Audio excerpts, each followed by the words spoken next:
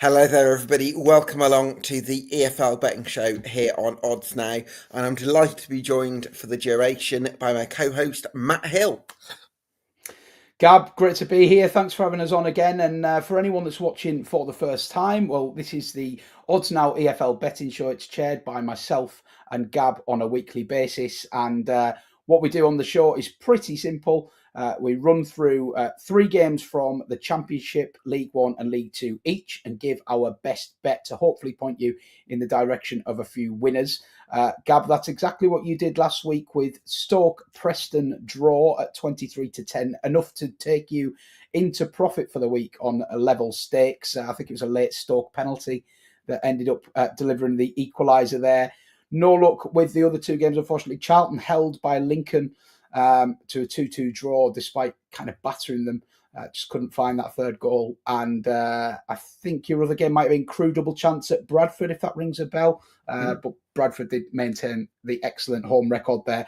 I drew a blank, unfortunately. Leeds and over 1.5 goals against Luton. You tried to talk me out of that one. And I was too headstrong. It finished in a 1-1 draw. I had Crawley to beat Stevenage at 4-1 as a bit of a flyer. That was 1-1 going into the 90th minute before Stevenage were the team to get the goal. I got the goal notification on my phone. I thought, come on, Crawley.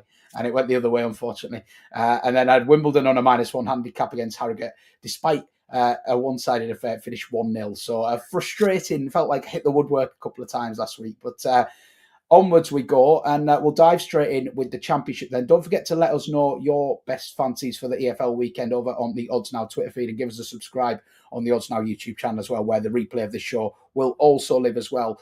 Gab, I'm going to put you into bat first this week, mate, over in the Championship. We talked about Luton at quite length last week because I was fancying Leeds to get the better of them. As it was, they got a plucky and potentially precious point there. They now take on a Blackburn side who appear to me to be limping towards the finish line. What is your thoughts on this one? Well, my first thoughts are I've put the wrong price in, so nobody get excited. That was actually I was going to say I'll be rushing to take that. Yeah, that was actually 93 to 100 with 10 bets, so they're not quite that generous. But I still think that it's value even at odds on quotes for a few reasons, really. The first is I'm a big believer that permutations at this stage of the season count for an awful lot, and so you've got Luton Town who are fighting to stay up against the Blackburn side whose season is over. The other factor is that Blackburn Rovers have plummeted pretty much since they lost John Eustace, and there's been no instant impact from Valerian Ismail. So I think it's a difficult situation for Blackburn, but also I've been really impressed by Luton's solidity in recent games as well. And again, I think I might have mentioned last time their defensive record since Bloomfield took charge has actually been very consistent. They've only lost one of their last 7 games. So they've been pretty solid of late, and I'm happy to back Luton.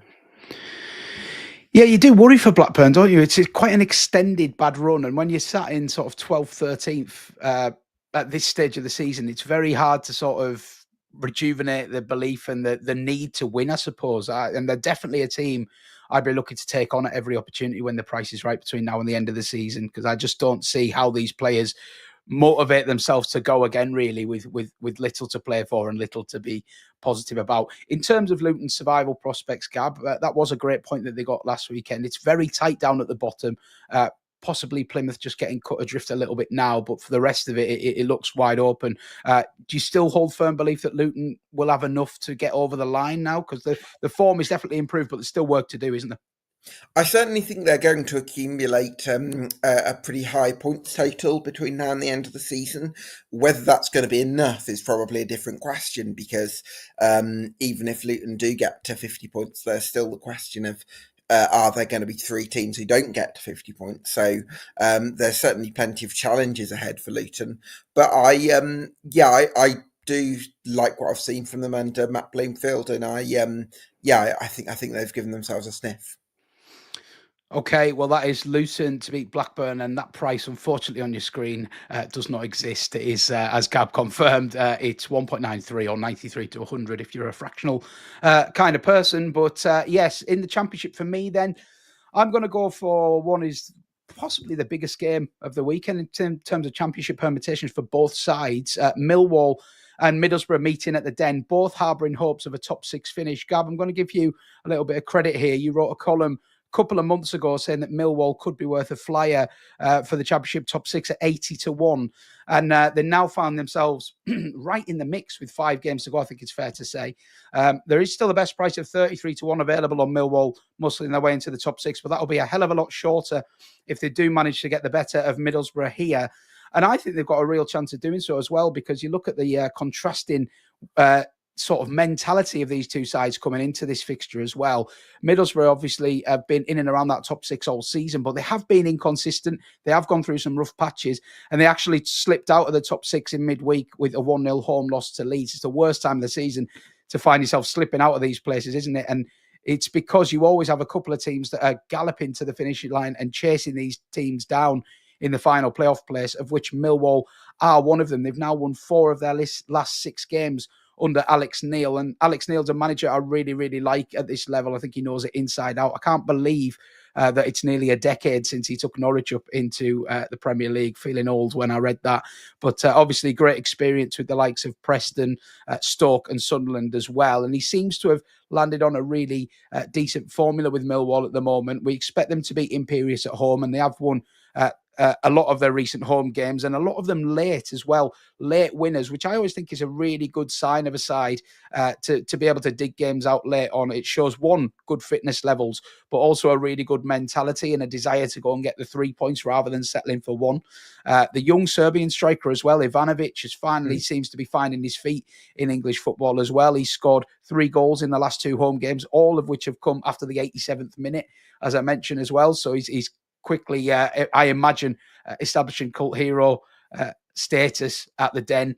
And I just think this is a great opportunity for Millwall. And I'm always quite keen to take Middlesbrough on, particularly away from home, because I feel that their price is often pitched as one of the strongest sides in the Championship, but they aren't a team really to be relied on. They've only actually won 3 away games since the end of November, and they came against pretty poor opposition.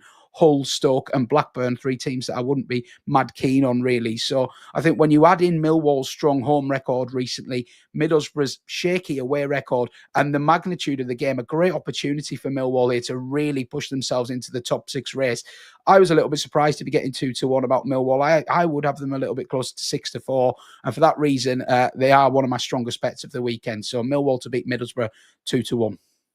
Yeah, I also think it's worth noting as well that Middlesbrough have been quite a streaky side this season. Yeah. When they're hot, but when they're not, they're not. And I think that, having lost last time out, they're now 2 points off the top 6. I'm not quite sure I trust them to make that jump. So it wouldn't surprise me at all if this team that, we've often associated with being very capable at their best, but also a little bit passive and unable to dig in and get results when they need to. I think they could struggle at the Den. So, I think Mihajlo Ivanovic and his form in the second half of the season is a big factor, but also the factor of going to the Den. I think that's going to be a difficult assignment for Borough. Yeah, quite an exciting player for a club like Millwall to have on the ranks. Ivanovic, a Serbian international, obviously. He's only 20, so he's got his best years ahead of him, and I'm sure that Lions fans are getting quite excited about his recent performances. But anyway, we'll dive into League One next, and back over to you, Gab. Bolton were frustrated in midweek against Rotherham, absolutely battering them, but falling to a 1-0 defeat. And that said, I do think that since Steven Schumacher's come into the role, it's been largely positive for Bolton. They're still feeling pretty good about their prospects of sneaking into the playoffs, but it's going to be tight. They really do need 3 points here at Barnsley, and this has been I don't want to overreact, but a pretty disastrous season for Barnsley, hasn't it, really? They'd be expecting to be challenging exactly where Bolton are for top 6 at the minimum, I think. And just nothing seems to have quite gone right for them this season. And this looks like a good opportunity to get with Bolton at odds against, Cam. Yeah, I don't expect Barnsley to pick up many points between now and the end of the season. I think their form suggests that as well. They've taken just 2 points from their last 5 games. Their home form, Burton have won the fewest home games in the league, but other than that, nobody's won fewer home games than Barnsley, just 5 for them. So it shows they've really struggled to struggled at Oakwell. Their recent form isn't very good either, and they've also got they're out of the playoff scramble as well. So I think in terms of the incentive, that's all very much with Bolton Wanderers. And yeah, I'm happy to back them at odds against, especially based on the performance levels we saw from them against Rotherham last time out. Now, looking at the league table here in League One, and Bolton, like a team that we just discussed in the Championship, they just slipped out of those top 6 spots last weekend. Reading currently occupies 6th on 68 points, Bolton 2 points behind them on 66. It's then Charlton 73 and Stockport 74. I don't know about you, Gab, but I don't really see Charlton or Stockport dropping enough points to come back into that mix. So I'm very much looking at this as Reading, Bolton, and maybe an outside squeak for Huddersfield for this last playoff spot. Who would you give the edge to at the moment? Because Reading have the points sort of advantage, but I think Bolton, to me, still feel likelier.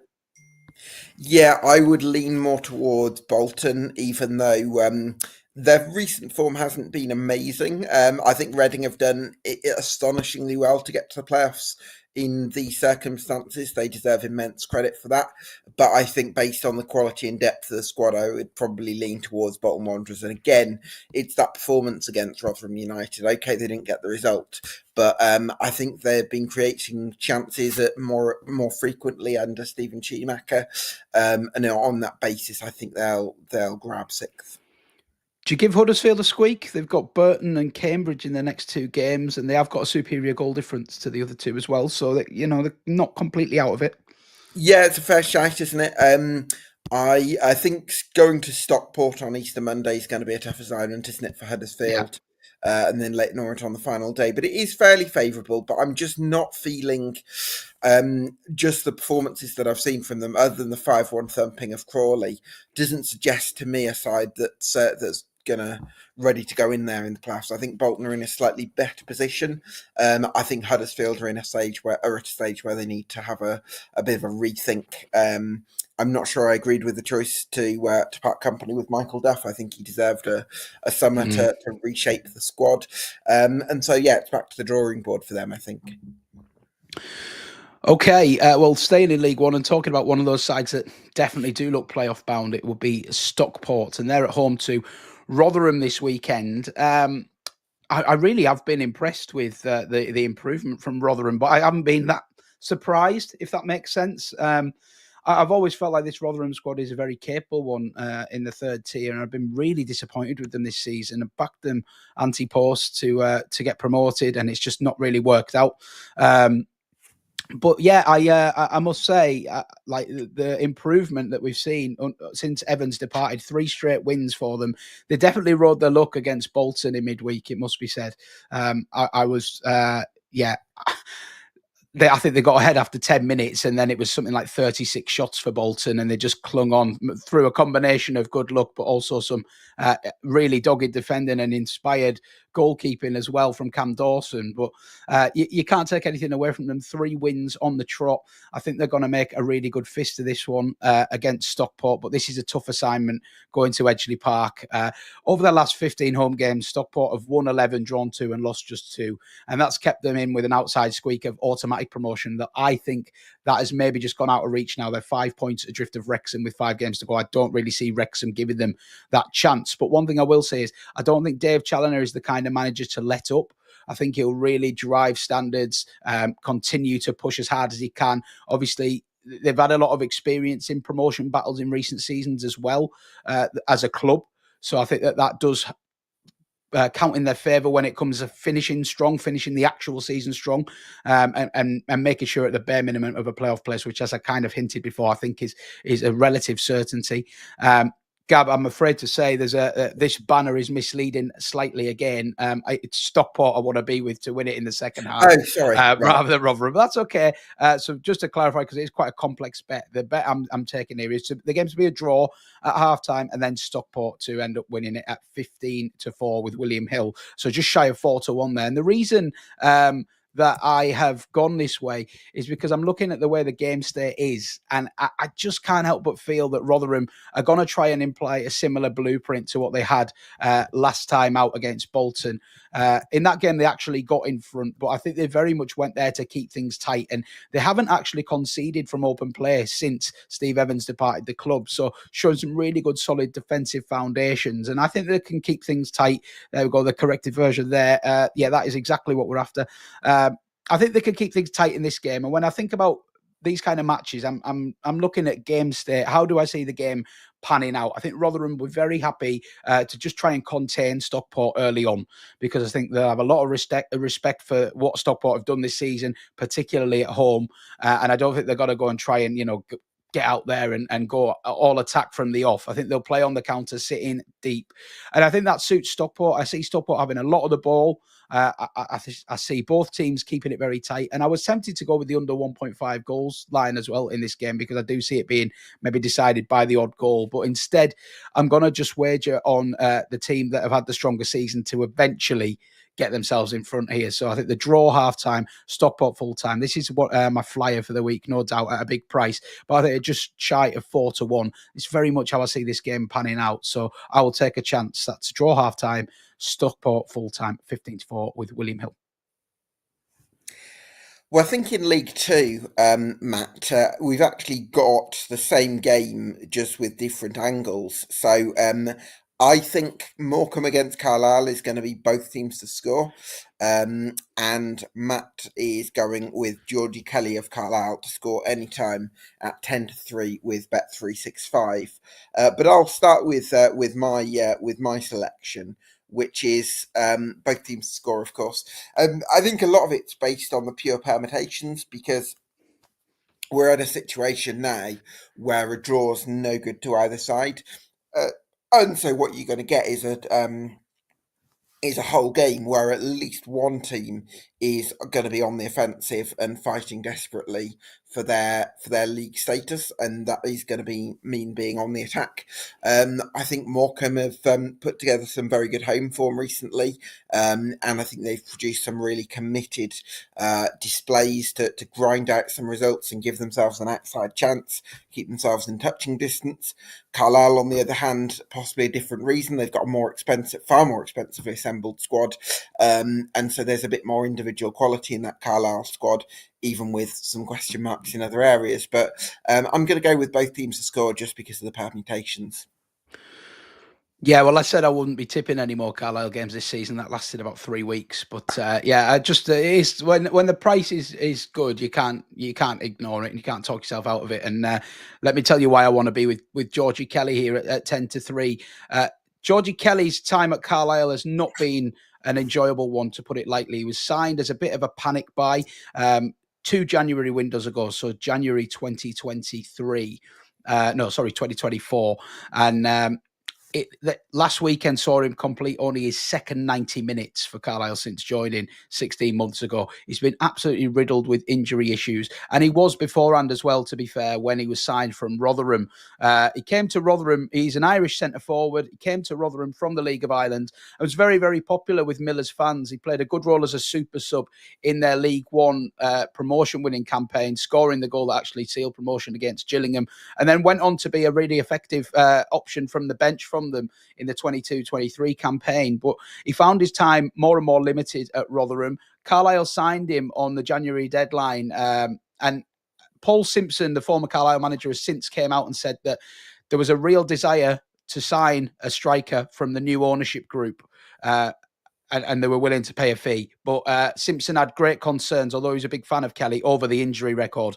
But the signing ended up going through anyway, and lo and behold, the injury record has proven to be a real concern. But it's a shame for Kelly, because he comes across really, really well. His wife is actually an Olympic athlete herself, so I believe that between them, they've probably got a good idea about fitness. And he's been through a lot of rehabilitation, which is a very tough mental test for any player when you're having long spells on the sideline. He's come through it, and I think Carlisle fans, as much as they have frustration about the way the signings panned out, were really happy to see him get back on the pitch recently. He had a really promising couple of cameos, and then last time out started against Newport and helped himself to a brace in a comeback 3-2 victory. And it's just the focal point that Carlisle have been badly lacking since Charlie Wyke's leg break earlier in the season. It's going back to basics a little bit from Mark Hughes here, putting a big ugly centre forward up there and just lumping the ball up and seeing what can happen. And Kelly is a real handful at this level. He seems to thrive on the physical battle. His link-up play is excellent. And two very different goals from him as well. One a Poacher's finish, poking home from 3 yards, and one a lovely turn and drill across into the far bottom corner as well. And I think that was evidence of a striker who, when fit and firing, and that has not been very often over the last 2 years, it must be said, is probably above this level. And he could yet be the key for Carlisle in this unlikely bid to escape relegation.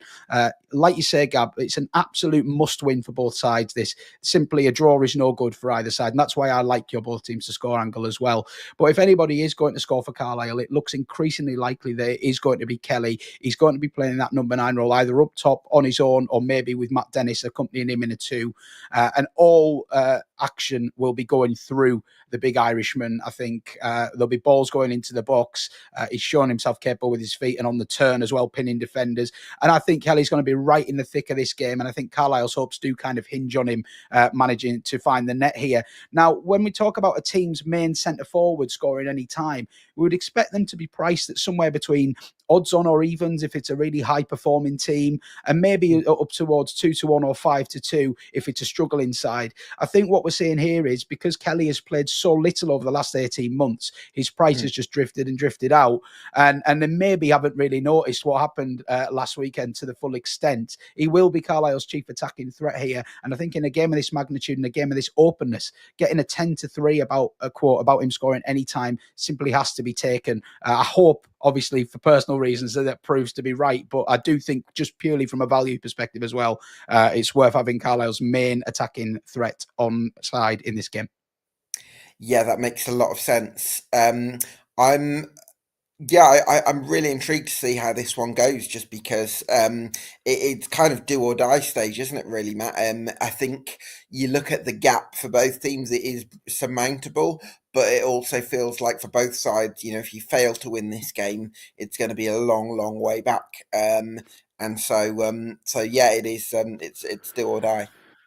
Yeah, I can't have any complaints if Carlisle do face the drop this season. They've been pretty wretched all season long, and yeah, they'll get what they deserve ultimately. But I do think coming from 2-0 down against Newport, it was a rare show of spirit from this side, and if they can carry that spirit on into this game, there's definitely quality in the ranks, as you touched on earlier, to make it count. I think Kelly is one of the key men there. But yeah, there's a few players you could name who on their day are real game changers at this level, and you just need a couple of them to find their best form, and it might be on again. I mean, Carlisle's gap is 8 points from safety at this point, but Accrington take on Tranmere in another massive game, and if Tranmere's good form continues, that gap could be down to 5 theoretically by full time, with Carlisle to play Accrington over Easter weekend.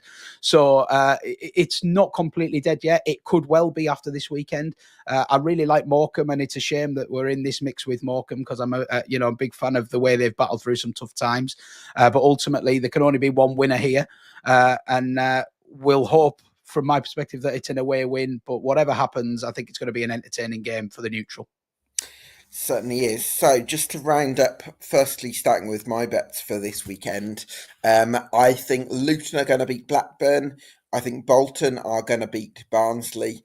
And I think Morecambe against Carlisle is going to be BTTS. So my nap for that one is going to be Luton to beat Blackburn. Which of these is your favourite, Matt? I like all three of them actually, but at the prices, I probably want to be with Bolton. Yeah, I'm anti Barnsley for the reasons that we discussed. Really, I just feel like their season has really petered out, and I do think that the need for a win for Bolton is huge, and I think getting odds against about them is very fair. Absolutely. Well, over to the Hills Hot Shots. We've got Millwall to beat Middlesbrough at 2-1. Stockport to be drawing at half time against Rotherham and then come out with the 3 points at 15-4. And Georgie Kelly to score any time at Morecambe for Carlisle United at 10-3, which would be your nap from those. Yeah, fair to say the Stockport bet is a little bit more speculative. I think that explains itself really. But of the other two, I'm quite keen on both of them. I don't want to say Georgie Kelly is my nap, but I do think he's the best in terms of the price is bigger than the actual relative chance. So from a purely value perspective, I would have to say that Georgie Kelly price, it looks too big to me. And hopefully that'll be a winner for us and I'll be beaming ear to ear the next time you see me. Absolutely. As long as they haven't lost 4-1. True enough. I'd probably go for Millwall to meet Middlesbrough. Yeah, I do like that as well. I've got to be honest. Yeah. I really am quite keen on that one. Nice. Well, good luck with your selections, whichever way you go for this weekend's action across the EFL. Just a final note: make sure that we keep this 18s or over. A bit late for that now, I suppose, isn't it? Should have said that at the front of the show. But always, but seriously, only gamble what you can afford to lose, and please gamble responsibly. Any final words from you? Echo that. Thanks for having me on again, Gab. As we say, if you haven't managed to catch the full show here, it'll be up on the Odds Now YouTube channel later this afternoon to watch the full replay and note down your thoughts and picks accordingly. Good luck if you are betting this weekend, and echo what Gab said. Please do gamble responsibly. And wishing you all the best of luck with your bets. Hopefully, we've pointed you in the direction of some winners. Do give Odds Now a follow and a subscribe on X and YouTube. And we'll be back again next week to do it all over again. Hopefully, with Carlisle still hanging on to some hopes of survival. Brilliant stuff.